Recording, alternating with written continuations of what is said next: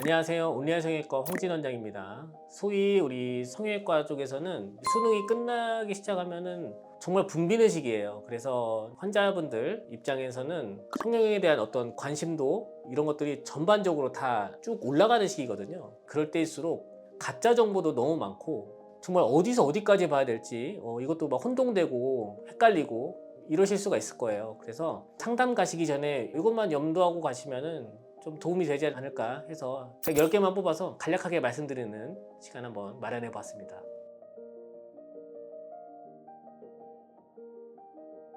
이 말을 쓰니까 눈매 교정을 해야 된다. 이거는 정확히 말하면 틀린 말이에요. 왜냐면은 눈 뜨는 힘이 약하거나 피부가 많이 내려와 있거나 아니면 두 가지가 같이 있는 경우도 있어요.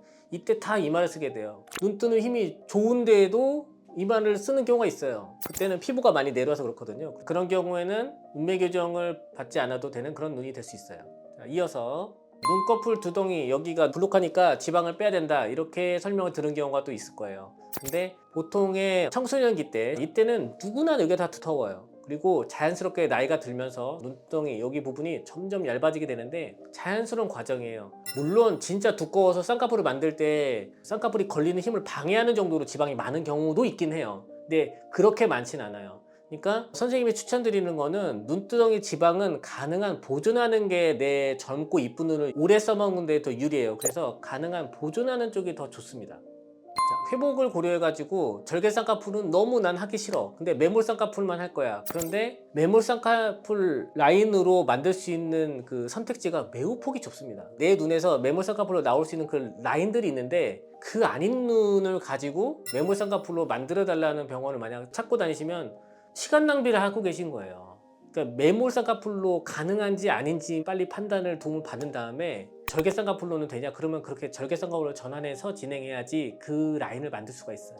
그 다음 앞트임 수술을 하면은 흉터랑 이런 것 때문에 일단 안 할래요. 이런 경우가 있어요. 그러니까 앞트임을 해가지고 부자연스러워질까 봐 걱정하시는 분들이 있는데 쌍꺼풀 수술과 같이 조화를 만들어서 앞머리 부분을 더 자연스럽고 세련되게 만들기 위해서 하는 수술이 앞트임이에요. 흉터를 너무 많이 만들어내서 하는 앞트임은 조금 아쉽게 수술이 된 겁니다. 정말 그 이상적으로 된 앞트임 수술이라면은 흉터도 그렇게 많이 보이진 않아요. 그래서 앞트임 수술은 앞머리 부분을 더 자연스럽게 만들기 위해 하는 수술이다. 기억해 주셨으면 좋겠습니다. 또 눈 뒤쪽을 커지게 하기 위해서 하는 뒤트임 수술은 가장 마지막에 고려하는 게 좀 좋다고 생각을 해요. 뒤트임을 열어놓으면 눈이 커진다? 그거는 눈마다 구조가 다 달라요. 그래서 그 효과를 볼 수 있는 눈이 조금 선택적으로 있고 모든 눈에서 뒤트임을 통해서 왕눈이 눈을 만들 수 있는 건 아니에요. 그리고 참고해야 되는 거는 앞에 흰자위 부분하고 뒤에 흰자위 부분하고의 면적이 얼추 비슷해야 되거든요. 근데 뒤트임을 통해서 뒤쪽 흰자위가 많이 넓어지게 되는데 그러면은 조금은 사시처럼 보일 수가 있어요. 그러니까 밸런스가 매우 중요하다. 그리고 뒤트임은 가능한 쌍꺼풀하고 앞트임 이쪽을 먼저 고려한 다음에 우선순위를 뒤에 놓는 게 좀 좋겠다 이렇게 추천드려요. 자, 쌍꺼풀 크기를 크게 만들어야 내 눈이 커진다. 이거는 틀린 겁니다.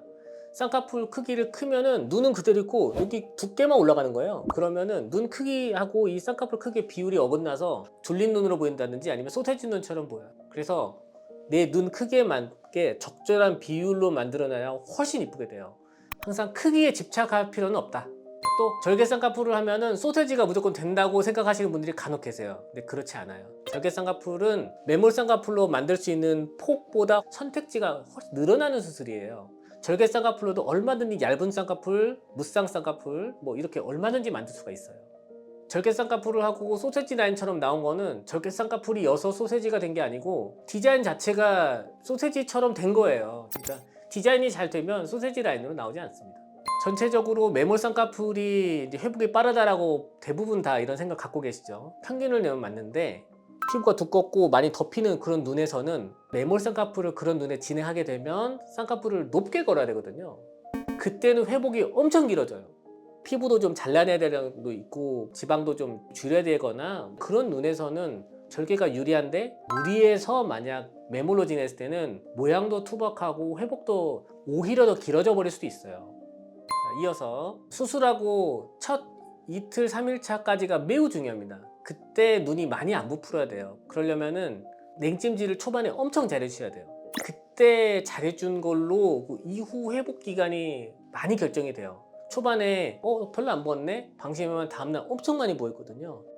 그래서 냉찜질을 정말 할 수 있는 한 많이 해주는 게 제일 중요해요. 그리고 짠 음식을 먹으면 또 자고 나서 눈이 많이 부어버리고, 그리고 평소보다 물을 또 많이 먹어버리면은 자고 나서 또 눈이 또 많이 부어버리고, 그래서 소금을 또 덜 먹고 국물도 좀 덜 먹고 처음 2, 3일간은 그렇게 해주는 게 매우 중요합니다. 그리고 커피도 카페인이 들고 콜라에도 들어있는데, 카페인은 멍을 많이 일으키니까 처음 2, 3일에는 커피 콜라도 당연히 안 먹는 게 좋아요.